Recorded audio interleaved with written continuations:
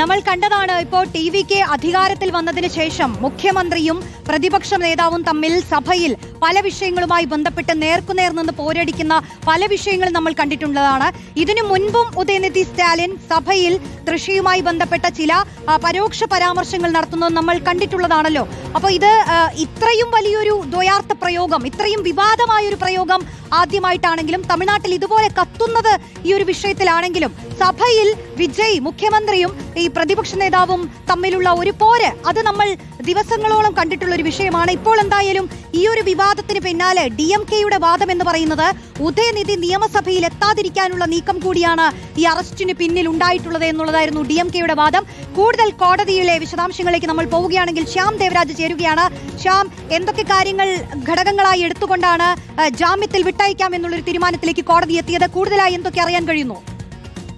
റോഷ്നി, ഇതിൽ ഏറ്റവും പ്രധാനപ്പെട്ട 6 വകുപ്പുകളാണ് ഉദയനിധി സ്റ്റാലിനെതിരെ ചുമത്തിയിരുന്നത്. ഈ വിവാദ പരാമർശവുമായി ബന്ധപ്പെട്ട് അഥവാ ദ്വയാർത്ഥ പരാമർശവുമായി ബന്ധപ്പെട്ട് അതിൽ ഒരു വകുപ്പ് മാത്രമാണ് ജാമ്യം ഇല്ലാ കുറ്റമായി കണക്കാക്കപ്പെടുന്നത്, അല്ലെങ്കിൽ നിയമത്തിലുള്ളത്. അത് BNS-ലെ 196-ാം വകുപ്പാണ്. ഇത് വിവിധ വിഭാഗങ്ങൾക്കിടയിൽ ശത്രുത വളർത്തുക എന്ന കുറ്റമാണ്.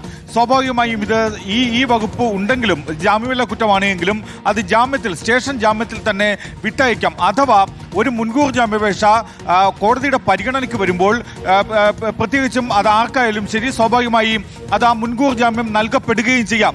ഹൈക്കോടതി സ്വീകരിക്കുന്ന നിലപാടും അതാണ്. ഹൈക്കോടതി ഇതിന് നിയമപരമായ ഒരു സാങ്കത്യവും ഹൈക്കോടതി സ്വീകരിക്കുന്ന നിലപാടും മുൻകൂട്ടി കണ്ടാണ് ജോസഫ് വിജയ് സർക്കാർ ഹൈക്കോടതിയിൽ തന്നെ പറയുന്നത് പ്രതിപക്ഷ നേതാവായ ഉദയനിധി സ്റ്റാലിനെ വിട്ടയക്കും, ചോദ്യം ചെയ്തതിനു ശേഷം വിട്ടയക്കും. ഇതൊരു മുന്നറിയിപ്പ് എന്ന നിലയിലാണ് ഞങ്ങളെ അറസ്റ്റ് ചെയ്തത് എന്ന കാര്യം അറിയിക്കുന്നത്.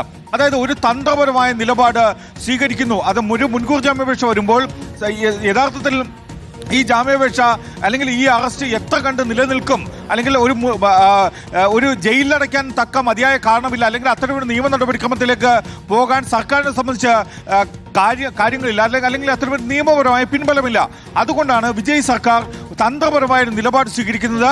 കോടതിയിൽ മുൻകൂർ ജാമ്യാപേക്ഷ വരുമ്പോൾ തന്നെ സ്റ്റേഷൻ ജാമ്യത്തിൽ ഉദയനിധി സ്റ്റാലിനെ പ്രതിപക്ഷ നേതാവിനെ വിട്ടയക്കും എന്ന നിലപാട് സ്വീകരിക്കുന്നത്. മാത്രമല്ല, ചോദ്യം ചെയ്ത ശേഷം വിട്ടയക്കും, സ്ത്രീകളുടെ താല്പര്യം സംരക്ഷിക്കുക മാത്രമാണ് ലക്ഷ്യം എന്ന കാര്യം അഡ്വക്കേറ്റ് ജനറൽ തന്നെ ഹൈക്കോടതിയിൽ വ്യക്തമാക്കുന്നത്. ഹൈക്കോടതിയും പറയുന്ന കാര്യം ഇത് ജാമ്യം നൽകാവുന്ന കേസാണിത് എന്ന കാര്യമാണ്. മാത്രമല്ല, ഇനി മുൻകൂർ ജാമ്യാപേക്ഷ നിലനിൽക്കില്ല. സ്വാഭാവികമായും അറസ്റ്റ് ചെയ്ത സാഹചര്യത്തിൽ അതുകൊണ്ട് തന്നെ അറസ്റ്റ് രേഖപ്പെടുത്തുക, പ്രാഥമികമായി ചോദ്യം ചെയ്യുക, ഉദയനിധി സ്റ്റാലിനെ വിട്ടയക്കുക എന്ന നടപടിയിലേക്ക് പോലീസ് കടക്കും. അത് ഹൈക്കോടതിയെ അറിയിക്കുകയും ചെയ്യുന്നു. ഹൈക്കോടതി അക്കാര്യം അംഗീകരിക്കുന്നു. ശരി, കോടതിയുടെ തീരുമാനമാണ് നിലവിൽ വന്നിരിക്കുന്നത്. ഉദയനിധി സ്റ്റാലിനെ വിട്ടയക്കാം എന്നുള്ള തീരുമാനമാണ്. പക്ഷെ ചോദ്യം ചെയ്യൽ ഇന്ന് തന്നെ പൂർത്തിയാക്കണമെന്നും കോടതി പറയുന്നുണ്ട്. സായ് കുമാറും ശ്യാം ദേവരാജുമാണ് വിവരങ്ങൾ നൽകിയത്.